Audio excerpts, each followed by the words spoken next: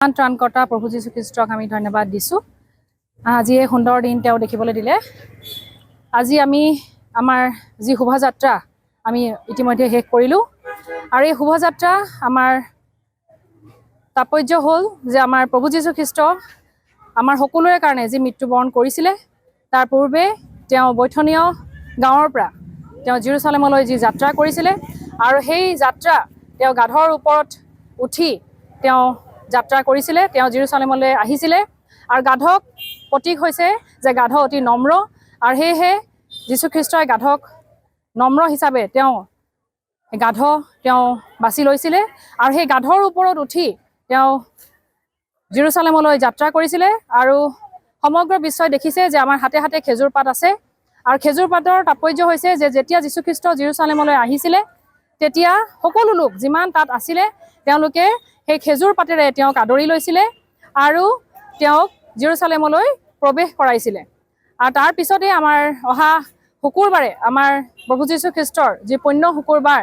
আমাৰ আছে, সেই শুকুৰবাৰ দিনাখনৰ তাৎপৰ্য হৈছে যে প্ৰভু যীশু খ্ৰীষ্ট আমাৰ পৃথিৱীৰ কাৰণে আমাৰ গোটেই মনুষ্য জাতিৰ যিমান পাপৰ ভাৰ আছিলে তেওঁ লৈছিলে আৰু 3 দিনৰ পিছত তেওঁ পুনৰুত্থিত হৈছিলে। সেয়েহে আমি পুণ্য আমাৰ যি শুকুৰবাৰৰ তাৎপৰ্য আৰু আমি দেওবাৰ হিচাপে আমি আমাৰ শুকুৰবাৰৰ পিছতে আমাৰ যি দেওবাৰ আমাৰ ইষ্টাৰ ছানডে আমি পালন কৰোঁ আৰু সেই ইষ্টাৰ ছানডে তাৎপৰ্য হৈছিলে যে তেওঁ মৃত্যুবৰণ কৰি 3 দিনৰ পিছত আমাৰ কাৰণে তেওঁ পুনৰুত্থিত হৈছিল। অহা শুক্ৰবাৰে গুড ফ্ৰাইডে, যাক আমি পুণ্য শুকুৰবাৰ বুলি কওঁ,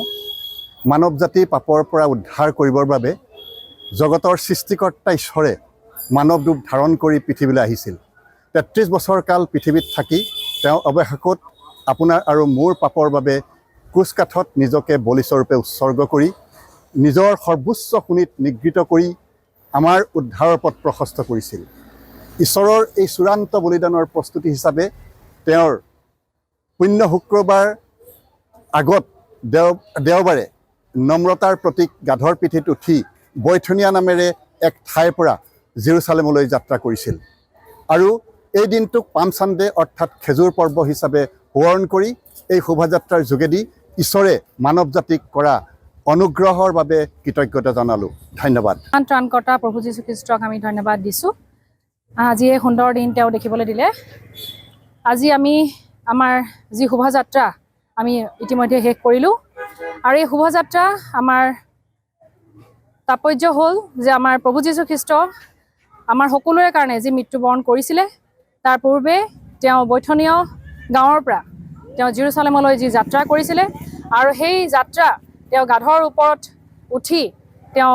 যাত্ৰা কৰিছিলে, তেওঁ জেৰুচালেমলৈ আহিছিলে আৰু গাধক প্ৰতীক হৈছে যে গাধ অতি নম্ৰ আৰু সেয়েহে যীশুখ্ৰীষ্টই গাধক নম্ৰ হিচাপে তেওঁ বাছি লৈছিলে আৰু সেই গাধৰ ওপৰত উঠি তেওঁ জেৰুচালেমলৈ যাত্ৰা কৰিছিলে আৰু সমগ্ৰ বিশ্বই দেখিছে যে আমাৰ হাতে হাতে খেজুৰ পাত আছে আৰু খেজুৰ পাতৰ তাৎপৰ্য হৈছে যে যেতিয়া যীশুখ্ৰীষ্ট জেৰুচালেমলৈ আহিছিলে তেতিয়া সকলো লোক যিমান তাত আছিলে তেওঁলোকে সেই খেজুৰ পাতেৰে তেওঁক আদৰি লৈছিলে আৰু তেওঁক জেৰুচালেমলৈ প্ৰৱেশ কৰাইছিলে। আৰু তাৰ পিছতে আমাৰ অহা শুকুৰবাৰে আমাৰ প্ৰভু যীশু খ্ৰীষ্টৰ যি পুণ্য শুকুৰবাৰ আমাৰ আছে, সেই শুকুৰবাৰ দিনাখনৰ তাৎপৰ্য হৈছে যে প্ৰভু যীশু খ্ৰীষ্ট আমাৰ পৃথিৱীৰ কাৰণে আমাৰ গোটেই মনুষ্য জাতিৰ যিমান পাপৰ ভাৰ আছিলে তেওঁ লৈছিলে আৰু 3 দিনৰ পিছত তেওঁ পুনৰুত্থিত হৈছিলে। সেয়েহে আমি আমাৰ যি শুকুৰবাৰৰ তাৎপৰ্য আৰু আমি দেওবাৰ হিচাপে আমি আমাৰ শুকুৰবাৰৰ পিছতে আমাৰ যি দেওবাৰ আমাৰ ইষ্টাৰ ছানডে আমি পালন কৰোঁ আৰু সেই ইষ্টাৰ ছানডে তাৎপৰ্য হৈছিলে যে তেওঁ মৃত্যুবৰণ কৰি 3 দিনৰ পিছত আমাৰ কাৰণে তেওঁ পুনৰুত্থিত হৈছিল। যিকোনো খবৰৰ বাবে যোগাযোগ কৰক 7099017330 লগতে 7099017110 নম্বৰত।